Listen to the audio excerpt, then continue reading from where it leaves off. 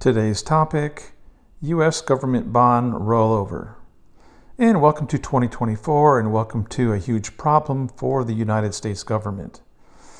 Because in 2024, the U.S. government will need to roll over $7 trillion in bonds that are expiring each month but need to be resold.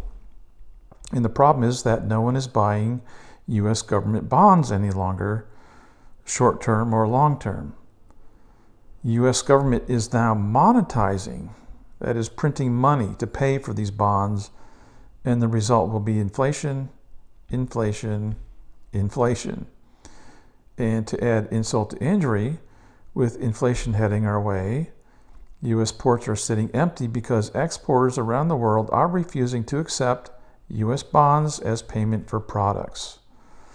The world sees the exponential U.S. debt and knows we are no longer have a debt ceiling, so Congress and the Biden show can spend whatever they want on the national debt, now over $34 trillion, in interest payments just about equal to tax revenue.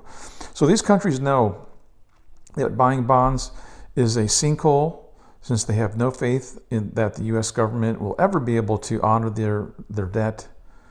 As discussed in a previous video, the world now wants something of real value, not worthless government debt in the form of bonds.